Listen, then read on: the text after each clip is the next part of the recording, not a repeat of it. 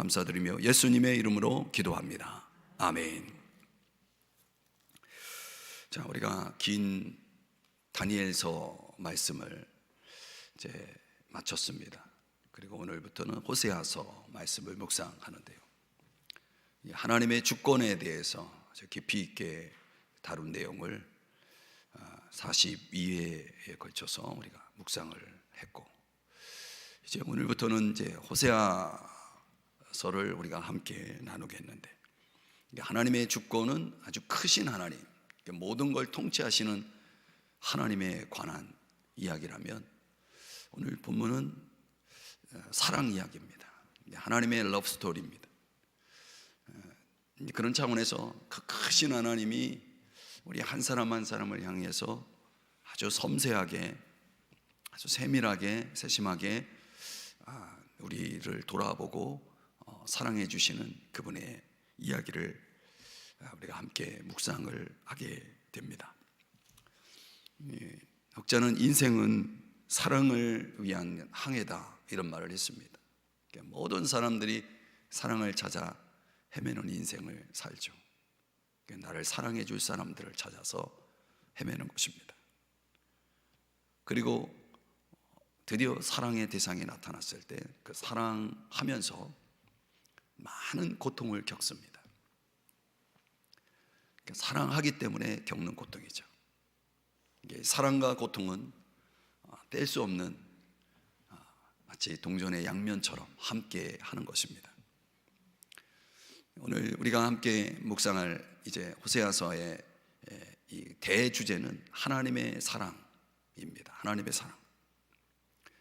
네, 하나님께서 그분의 사랑을 우리 이 사람들에게 알리기 위해서 하나님이 호세아라는 한 사람을 선지자로 부르게 됩니다. 1장 1절에 보면은 그를 이렇게 간단히 소개합니다. 부엘의 아들 호세아에게 임한 여호와의 말씀이라. 자, 이 호세아를 부르시면서 우리가 도저히 상상할 수 없는 아주 특별한 명령을 호세아에게 내리게 되는데요, 한번 보실까요? 2절. 여호와께서 처음 호세아에게 말씀하실 때 여호와께서 호세아에게 이르시되 너는 가서 음란한 여자를 맞이하여 음란한 자식들을 낳아라. 이런 특별한 명령을 내리시는 겁니다. 음란한 여자를 맞이하라는 것은 결혼하라는 얘기거든요. 그리고 음란한 자식을 낳아라. 이렇게 지시하시는 하나님의 의도가 뭐냐, 그걸 아주 간결하게 압축시킨 단어가 있습니다. 그게 7절인데요 7절 말씀에 보면 그러나 내가 긍휼히 여겨. 이 도저히 납득할 수 없는 하나님의 특별한 명령을 내리신, 호세아에게 그런 명령을 내리신 이 하나님의 의도는 바로 이 긍휼이라고 하는 단어에 있습니다. 오늘 저는 이 긍휼을 좀 깊이 묵상해 보려고 하는데요, 오늘날 우리에게도 하나님이 우리를 대할 때 긍휼히 여기신다는 걸 여러분 믿으십니까? 하나님이 우리를 긍휼히 여기신다. 도대체 그 이유는 뭘까요? 왜 하나님은 그토록 우리를 긍휼히 여기시는가? 오늘 이 세 가지의 이야기 속에서, 오늘 본문에 그려진 세 가지 주제 속에서 그 해답을 찾아 함께 묵상해 보고자 합니다. 첫 번째는 시대에 나타난 긍휼입니다. 1절 말씀을 다시 보시면 우시아와 요담과 아하스와 히스기야가, 이건 유다 왕들입니다. 그러니까 이어 유다 왕이 된 시대, 곧 요아스의 아들 여로보암이 이스라엘 왕이 된 시대예요. 이 호세아가 하나님의 부름을 받을 당시에는 이 나라가, 이스라엘 나라가 둘로 갈려져 있는 분열 왕국 시대였습니다. 북쪽은 이스라엘이고, 그래 북이스라엘 왕국, 남쪽은 유다입니다. 남유다 왕국. 이 북쪽에 속한 이스라엘 왕국의 모든 왕들이 다 첫 번째 왕이었던 여로보암 1세의 죄를 따라가는 겁니다. 그 내용을 열왕기하 13장 2절 이하에서 소개하고 있는데요, 한번 2절을 여러분 같이 읽어주시기 바랍니다. 시작.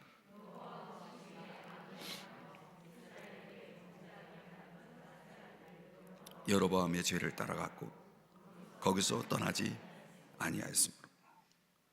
그러니까 하나님 보시기에 악을 행하고 왕들을 중심으로 해서 그 북이스라엘이 지금 어떻게 하고 있냐면 이 여로보암의 죄를 따라가고 거기서 떠나지 아니했다, 이렇게 말하고 있습니다. 여로보암의 죄를 한마디로 말하면 우상숭배죠. 3절 말씀을 보시면 여기에 대해서 여호와께서 그들에게 노하사 그랬습니다. 하나님이 진노하신 거죠. 그 진노의 결과로 그들을, 이스라엘 민족을 아람 왕 하사엘의 손과 그의 아들 베나닷의 손에 넘기셨다. 이게 적의 손아귀에 들어가게 한 것입니다. 그동안은 어떻게 됐느냐? 그동안은 그들 그 주변국들이 이스라엘을 건들지 못하도록 하나님이 지켜주셨는데 하나님이 그 보호막을 거두신 겁니다. 4절은 우리 또 같이 읽어보겠습니다. 시작. 여호와스가 여호와께 간구하며 여호와께서 들으셨으니 이는 그들이 학대받음을 보셨습니다.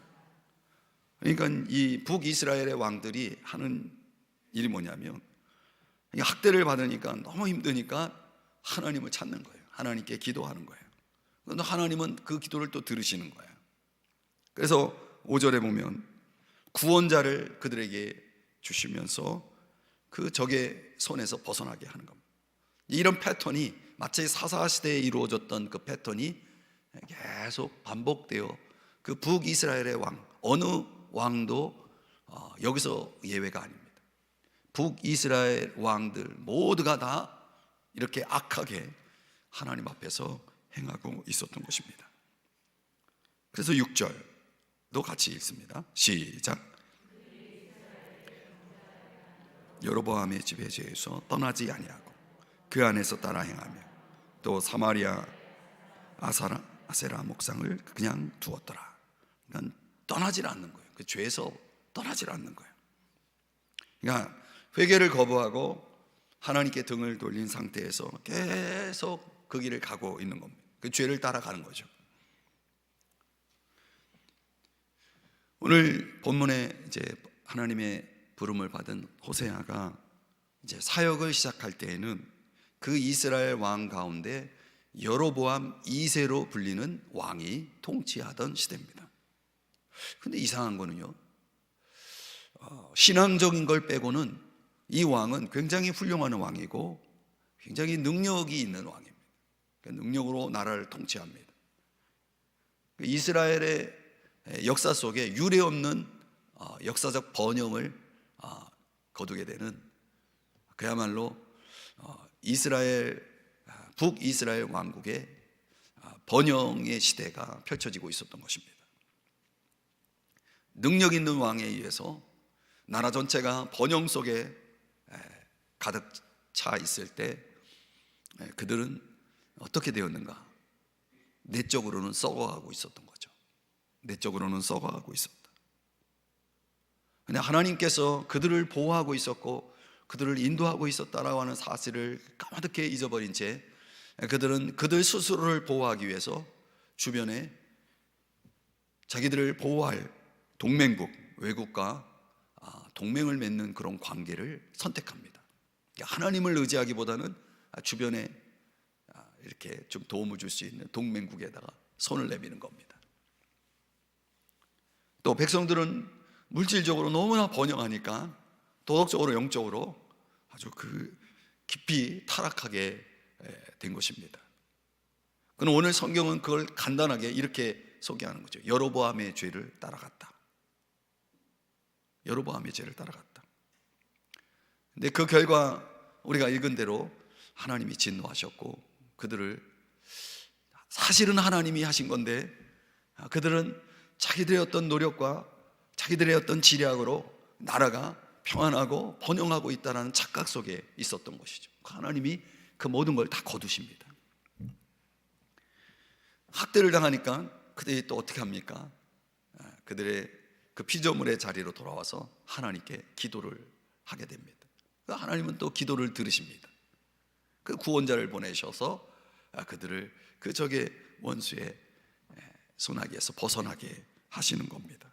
그러면 또 다시 여로보암의 죄를 따라가는 그런 이 악순환이 계속 나타나는 것입니다. 여러분이 하나님이라면 이런 백성들을 어떻게 하시겠습니까? 한두 번이지. 근데 이상하게 열왕기하 13장에 보면은 하나님께서 이런 백성들을 어떻게 여기시는지 한번 볼까요? 23절, 좀 길지만 같이 함께 읽어봅니다. 시작. 여호와께서 아브라함과 이삭과 야곱과 더불어 세우신 언약 때문에 이스라엘에게 은혜를 베풀며 그들을 불쌍히 여기시며 돌보사 멸하기를 즐겨하지 아니하시고 이때까지 자기 앞에서 쫓아내지 아니하셨더라. 이렇게 하시는 거야. 뭐 때문에요? 언약 때문에. 하나님과 그 백성 사이에 맺었던 언약. 이 언약 때문에 여전히 그들에게 은혜를 베풀고 불쌍히 여기는 거예요. 그들을 돌보는 거예요. 그들을 쫓아내지 않는 거예요. 그들을 멸하지 않는 거예요. 하나님은 지금 이런 상태에 있는 거예요. 백성들은 지금 하나님께 등을 돌리고 회개를 거부하고 여로보암의 죄를 따라가고 있는 거예요. 이 평행선이 지금 계속되고 있는 상황에서 북이스라엘 왕국들의 왕이 교체가 됩니다. 여로보암 2세도 죽고 그의 아들 스가랴가 왕이 되는데, 그 스가랴 왕은 6개월밖에 통치를 하지 못하고 살룸이라고 하는 반란군에게 이제 암살을 당하게 됩니다. 그 살롬이 이제 통치를 하게 되죠. 그렇게 암살을 하고 스가랴를 죽이고 왕의 자리에 오른 살룸은 한 달밖에 통치를 못하고 그도 무나헴이라고 하는 사람에게 암살을 당합니다. 그 무나헴이 또 왕이 됩니다. 그 무나헴은 그래도 한 10년 정도는 통치를 합니다. 그 10년 통치를 한 후에 그의 아들 이 부가히야가 통치를 하는데 2년 통치하던 때에 베가라는 사람에게 또 암살을 당합니다.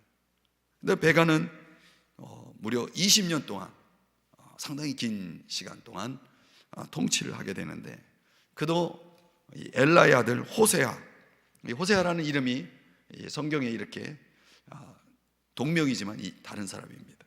그러니까 엘라의 아들 호세아에게 암살을 당하는데, 이 호세아는 이제 북이스라엘 왕국의 마지막 왕이 됩니다. 여러분들이 열왕기하를 쭉 읽어 나가면은 이런 이제 왕의 그 이야기들이 쭉 다 기록이 되어 있습니다. 이 호세아는 이스라엘의 마지막 왕으로 10년 동안 통치를 하게 되는데요, 그 여전히 여로보암의 죄를 따라가기 때문에 하나님이 이제 그들을 쫓아내기로 결정을 하십니다. 그래서 아수르에게, 아시리아라고 말하는 아수르에게 정복을 당하게 하고 이제 뿔뿔이 이제 흩어지게 되는 일이 벌어집니다. 이 당시에 우리가 여로보암 그 2세를 통해서 이룬 그 북이스라엘 왕국의 번영, 그 성취, 그 성공, 그 축복들이 그렇게 좋은 때에, 그렇게 하나님의 축복을 받고 있었을 때에 그들은 살인과 우상숭배와 음란의 죄에 빠져 있었던 것입니다. 그 땅 가운데 그 모든 악들이 횡행했고 그 누구도 하나님의 말씀을 듣고자 하지 않았다는 거예요. 사랑하는 여러분, 이런 상황이기 때문에 그 시대는 이제 하나님의 심판, 하나님의 진노 아래서 이제 더 이상 한 가닥 소망도 없는 그런 처지에 있었던 것이죠. 그런데 이상하게도 하나님께서 그들을 여전히 긍휼히 여기시는 겁니다. 우리가 읽은 대로 언약 때문에. 사랑하는 여러분, 이 여로보암 2세의 시대를 이야기하면서 그 시대에 하나님의 부름받고 손자 역할을 하게 된 호세아를 통한 이야기, 그가 전해주는 이야기는 뭐냐면 그 시대가 어떤 시대였다? 하나님의 긍휼만이 필요했던 시대였다는 거예요. 하나님의 긍휼이 필요했던 시대. 그러면 여러분, 오늘 그 시대와 지금 저와 여러분이 살고 있는 우리 시대를 한번 비교해 봅시다. 우리 시대는 어떤가요? 이보다 더 큰 번영이 있나요? 이보다 더 큰 성취, 성공이 이 나라에 있었나요? 세계 열강 속에 우뚝 서고 백성들의 소득이 그야말로 세계 열국 어디에도 정말 뒤지지 않을 만큼, 그만큼 부유해진 이 나라, 이 백성들의 모습은 어떻습니까?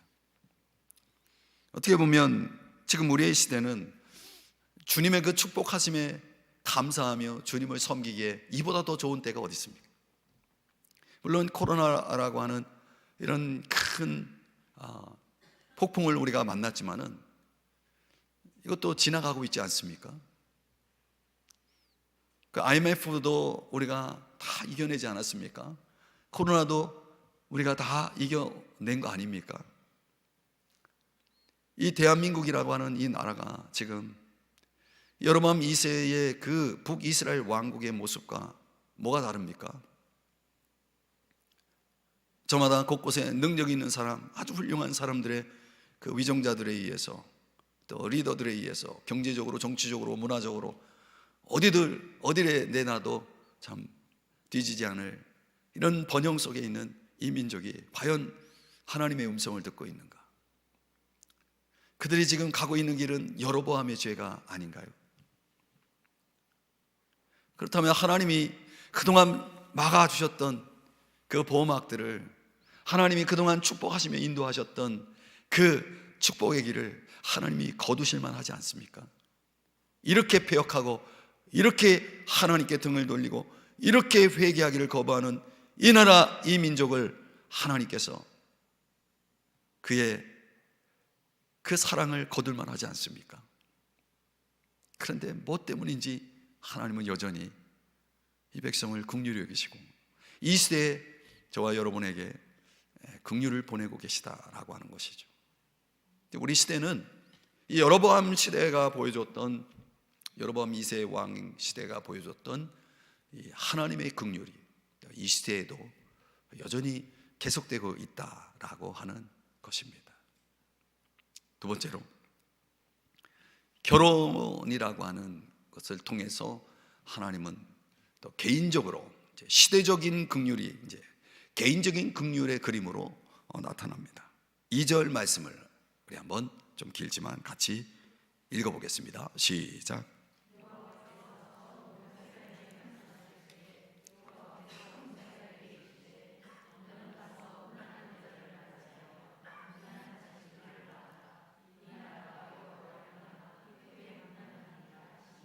이 나라가 여호와를 떠나 크게 음란하고 있다는 거예요. 음란함이다 라고 말씀을 하고 있는 거죠. 하나님께서 이 호세아의 삶 가운데 어느 날 한 남자에게 이런 말씀을 하시는 거예요. 얼마나 극적인 겁니까? 얼마나 이런 말도 안 되는, 정말 이해할 수 없는 이 특별한 결혼을 지시하고 있는 겁니다. 음란한 여자를 맞이해서 자식들을 낳아라. 어떻게 이런 말씀을 하나님이 하신다는 겁니까? 음란이라는 것은 마음의 음란도 있잖아요. 행위의 음란도 있고 이런 거 다 포함하고 있는 거예요. 근데 하나님이 이 말도 안 되는 명령을 내리실 때 호세아는 어떤 사람이냐면 그 어두운 시대에 하나님을 여전히 사랑하고 있던 사람이었습니다. 하나님을 사랑하는 거예요. 내가 사랑하는 하나님이 말도 안 되는 말씀을, 명령을 나한테 하고 있는 거예요. 그럼 여러분 같으면 어떻게 하겠어요? 그 사랑하는 하나님이 내린 명령을 거절하겠습니까? 거절할 수가 없는 거예요. 이 감정적으로는 도저히 이 명령을 받아들일 수가 없는 거예요. 여러분, 때때로 하나님께서 나에게 말씀을 주실 때 그럴 때가 많아요. 어떻게, 하나님, 제가 그런 말씀 도저히 저는 감당이 안 돼요. 이렇게 우리가 하나님 말씀을 거부하고 싶을 때가 있지 않습니까? 아마 호세아도 같은 마음이었을 겁니다.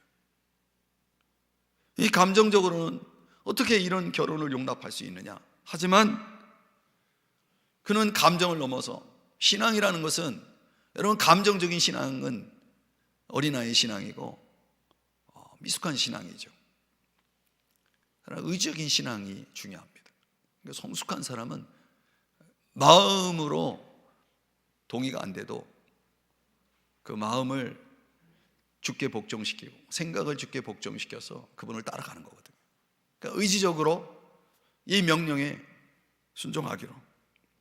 그러니까 주님을 사랑했기 때문에, 하나님을 사랑했기 때문에, 내가 한평생 주님을 사랑하는 마음을 가지고 있기 때문에 어떻게든 주님이 말씀하신 대로 이 여자를, 이 음란한 여자를 사랑해보겠다라고 하는 그런 결단을 내리고 그 명령에 순종하는 겁니다. 그러니까 호세아의 마음속에 이 고멜이라는 한 여인을 받아들이기 위해서 얼마나 고통스러웠을까요? 그냥 결혼만 하는 게 아니라 사랑도 해야 되는 거예요. 먼저 정략 결혼이 아니에요. 그냥 사랑해서 그 여인을, 그 음란한 여인을 사랑하고, 그리고 그 여인을 내 아내로 맞아들여야 되는 겁니다. 그래서 성경학자들은 두 가지 해석을 합니다. 이미 고멜은 세 자녀를 가지고 있는 음란한 여자였는데 그 여자랑 결혼했다, 이렇게 해석하는 학자들이 있고, 원래는 그러지 않았는데 결혼 후에 음란한 그런 죄에 빠져서 이렇게 됐다. 두 가지 해석이 있어요. 뭐 어떤 해석이든 간에 구약 성경의 음란이라고 하는 단어는 우상숭배, 또 하나님께 신실하지 않음에 대한 상징이거든요.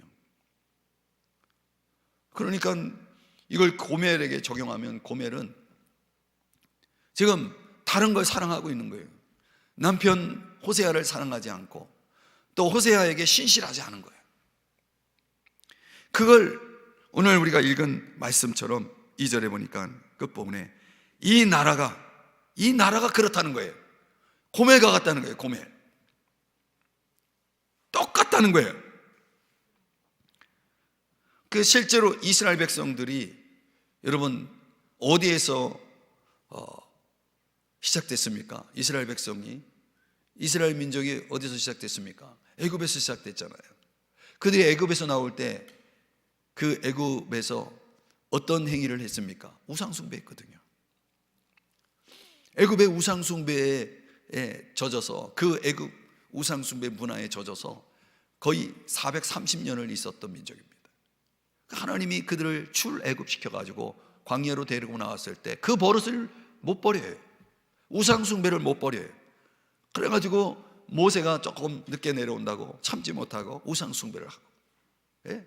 자꾸 애굽으로 돌아가고 싶다는 그런 생각만 하고, 이런 식으로 하는 거예요. 그래서 여호수아가 24장에서 이렇게 말하는 겁니다. 한번 다 같이 읽어볼까요? 시작.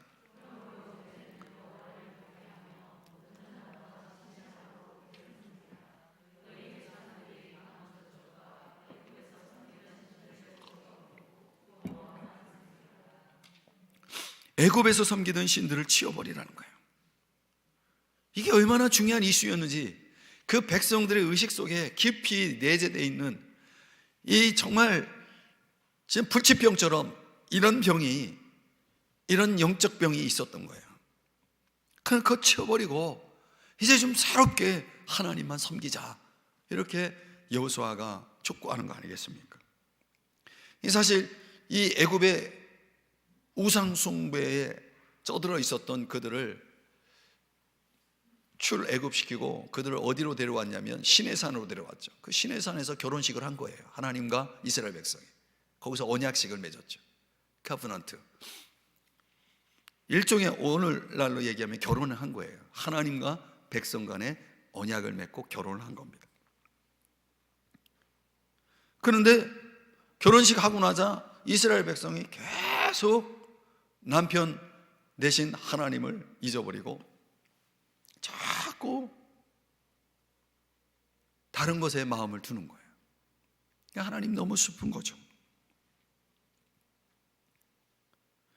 오늘 우리가 이 호세아서를 읽으면서 도대체 하나님은 도대체 왜 이렇게 하시느냐, 왜 이렇게 잔인한 명령을 호세아에게 내리셔야 했느냐.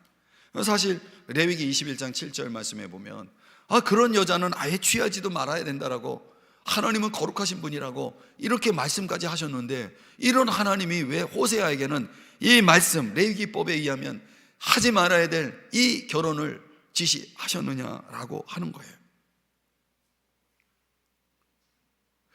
그런데 우리가 성경 전체의 안목에서 보면, 여러분 이 고멜과 같은 여자가 또 있었잖아요.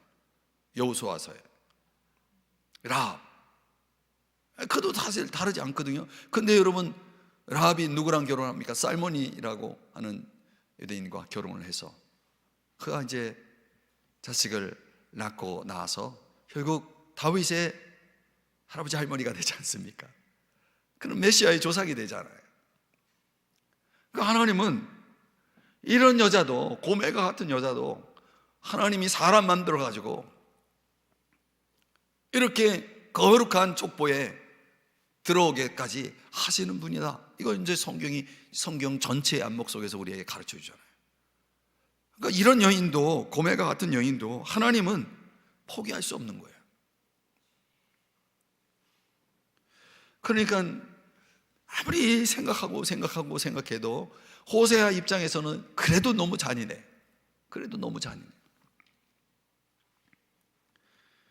하나님의 사랑이 바로 이런 사랑이라는 거예요. 하나님의 사랑은 너무나 고통스러운 사랑이라는 거예요. 사랑하기 때문에 버릴 수도 없어요.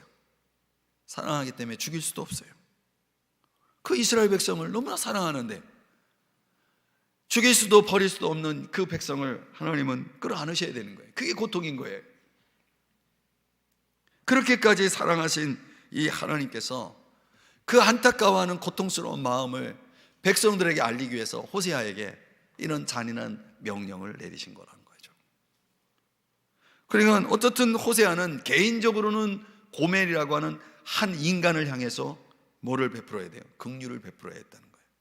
하나님 말씀에 의해서.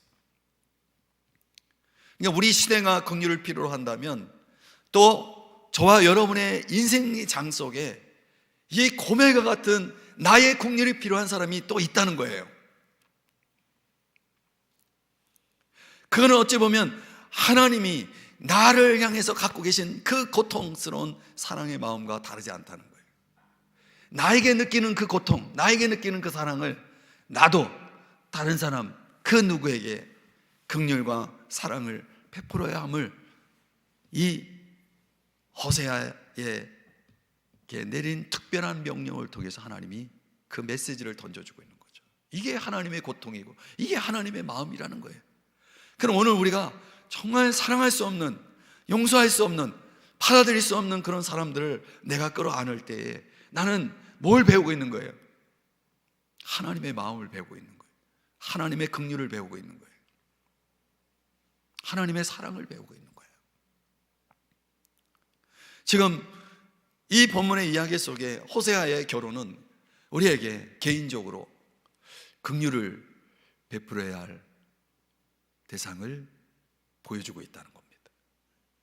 여러분에게 고멜은 누굽니까?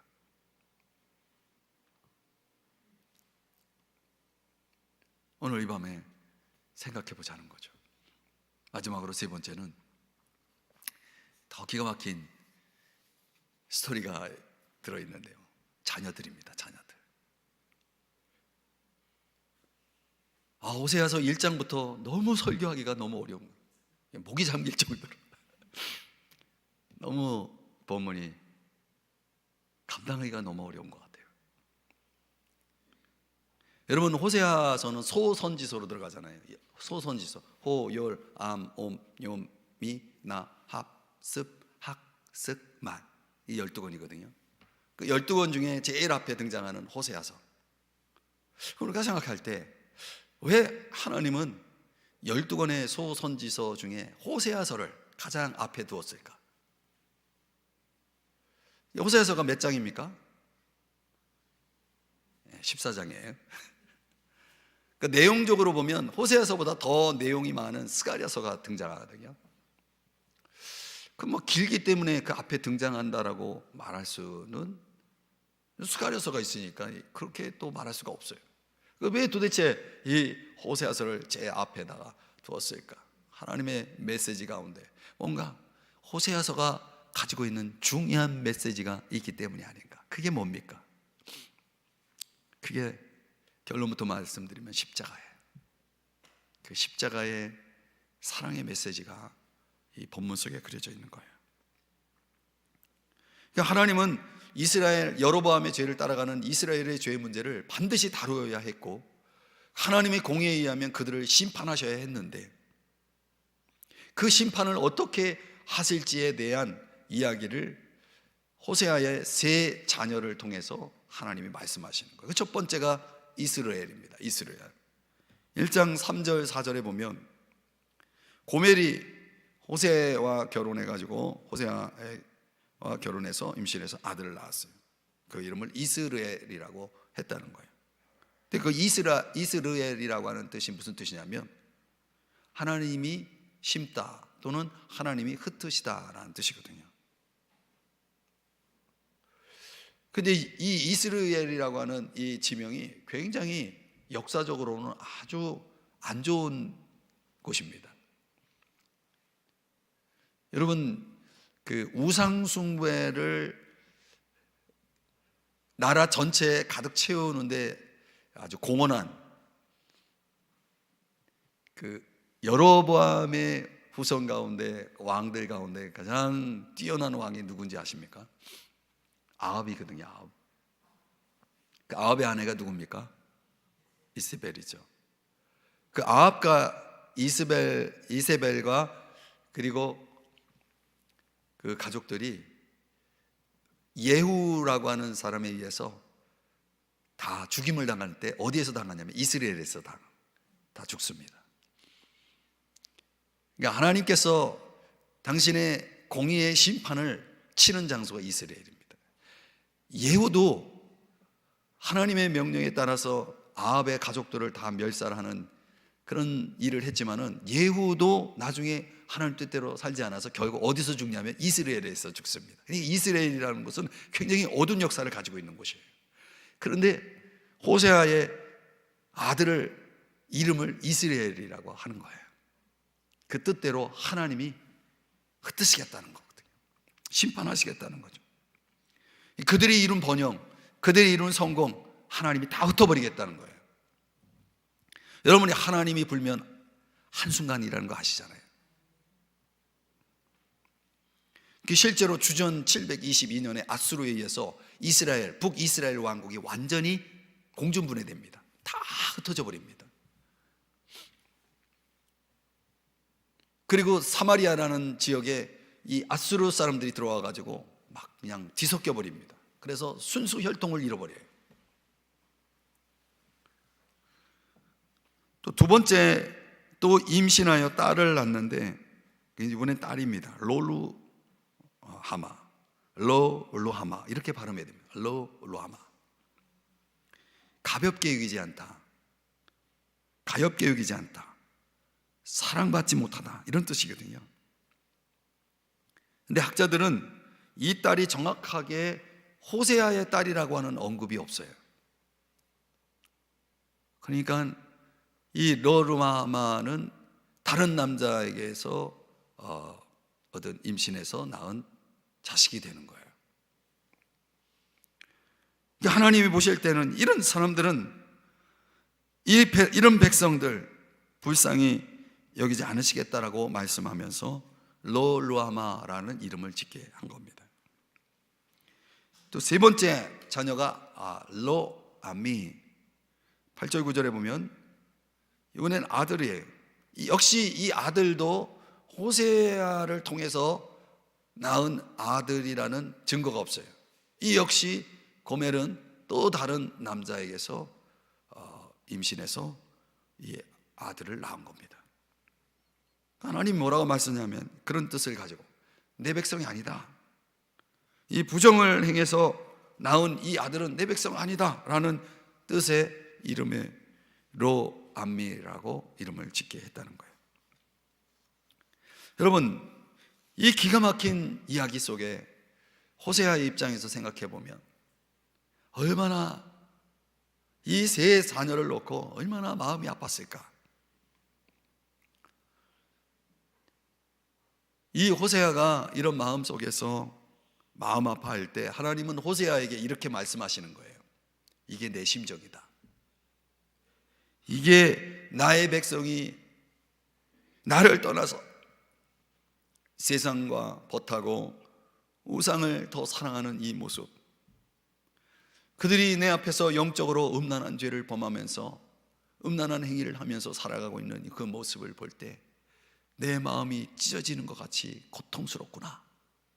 이거를 호세아에게 말씀해 주시는 거예요. 아니, 호세아를 통해서 지금 이 호세아서를 접하는 사람들을 향해서 하나님이 그 하나님의 심정을 말씀하고 있는 거죠. 그 하나님의 심판의 선언입니다. 백성으로 여길 가치도 없다, 불쌍히 여기지 않겠다, 이렇게 하나님의 심판을 선언하고 났는데 거기서 끝나지 않고 그 심판을 넘어서 하나님 말씀이 계속되는데 7절을 한번 보시면 이렇게 말합니다. 그러나, 그래서 그러나가 나오는 거예요. 그러나 이 접속사 그러나가 뭘 의미하냐, 그렇게 심판을 선언했지만 내가 유다 족속을 긍휼히 여겨 그들의 하나님 여호와로 구원하겠고, 긍휼히 여기겠다는 거예요. 이 유다 족속을요 구원하겠다는 거죠. 10절 말씀에도 또 나옵니다. 그러나 이 내 백성으로 여길 가치가 없는 이들을 살아계신 하나님의 아들들이라고 할 것이다. 그러나, 그러니까 이 그러나 속에는 무슨 의미가 있습니까? 내가 용서하겠다는 거예요. 내가 이 백성을 회복시키겠다는 거죠. 내가 다시 축복하겠다는 거예요. 축복하겠다는 거예요. 그래서 호세아 2장 1절에 보면 이름이 바뀝니다. 로암미는 암미로, 로라고 하는 것은 아니다라고 하는 not, 부정을 의미하는 접두사거든요. 그러니까 로암미에서 로가 빠졌어요. 그러니까 암미. 그리고 루하마에서 로가 빠져서 루하마. 그러니까 루하마는 긍휼히 여기겠다는 거고, 암미는 백성이 되게 하겠다라는 것이고, 이렇게 하시겠다는 거예요. 그러니까 이 세 자녀는 도저히 받아들일 수 없는 그런 가치도 없는 하나님의 심판 아래 놓여 있는 이들인데, 이들을 불쌍히 여기고 용서하고 회복해서 나의 백성으로 살아계신 하나님의 아들들로 내가 축복하겠다라고 하신 겁니다. 이걸 베드로가 이 호세아서의 말씀을 인용해서 베드로전서 2장 9절 10절에서 말씀하지 않습니까? 너희는 택하신 족속의 왕같은 제사장들이 거룩한 나라요 그의 소유가 된 백성이니 이를 어두운 데서 불러내어 그의 비한 빛에 들어가게 하신 이의 아름다운 덕을 선포하게 하려 하심이라. 10절은 여러분이 읽어주세요. 시작.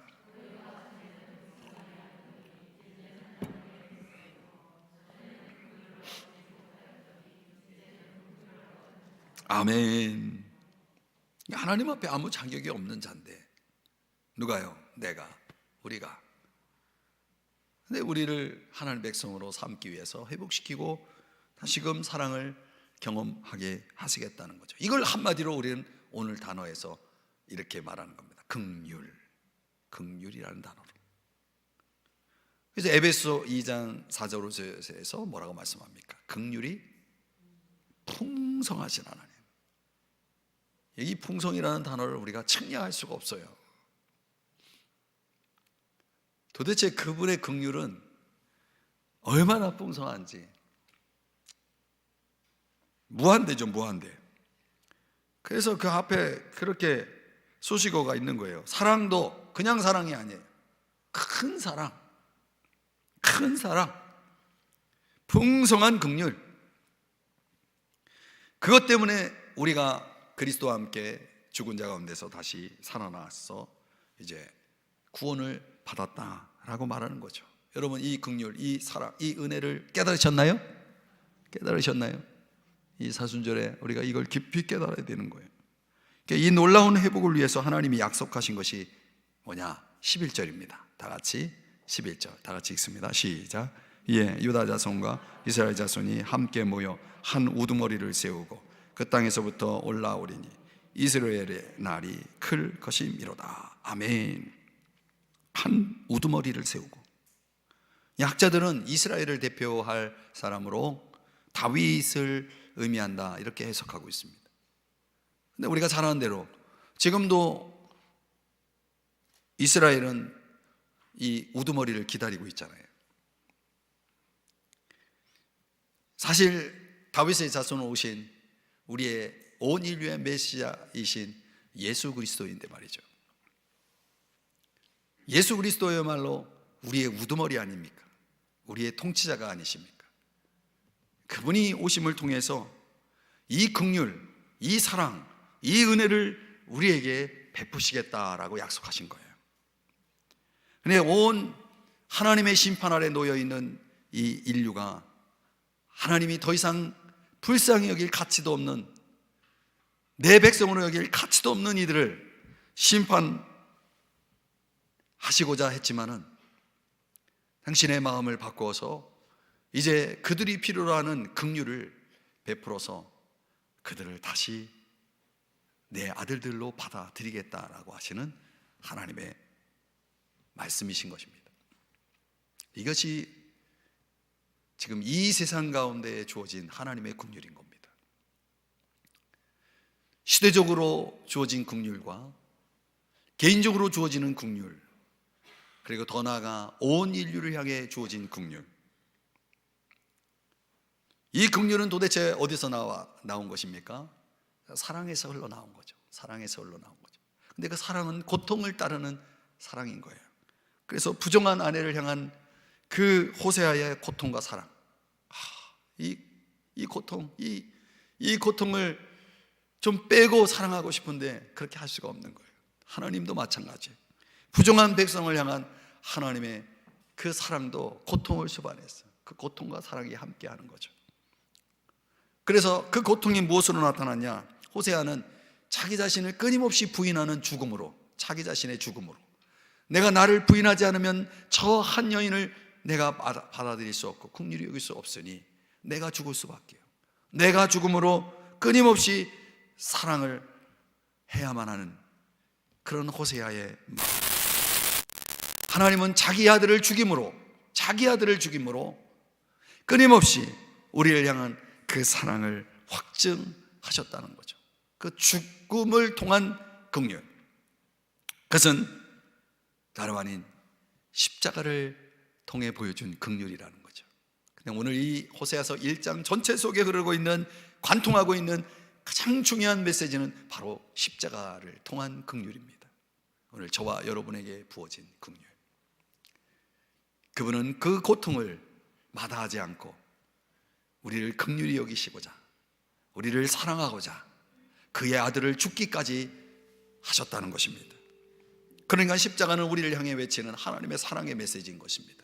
사랑하는 여러분, 오늘 이 십자가의 기쁨 속으로 우리가 들어가야 됩니다.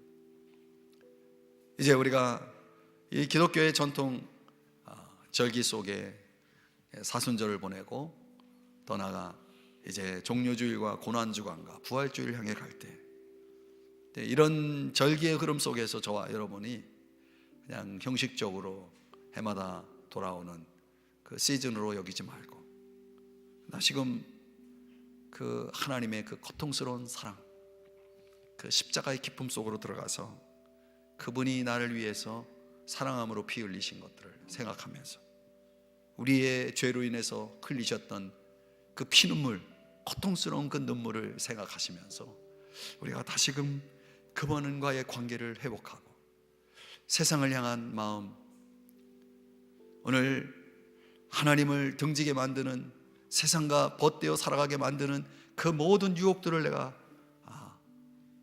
물리치고 하나님 안에서 깊은 사랑의 관계를 회복해서 주님이 주시는 그 사랑의 대상, 그 축복의 대상이 되어야 되지 않겠습니까? 그런 사랑이 필요한 거예요. 그래서 우리가 긍휼히 여김받고 또 우리가 긍휼히 여기는 자로 살아갈 수 있는 그런 복된 인생이 되어지는 거죠.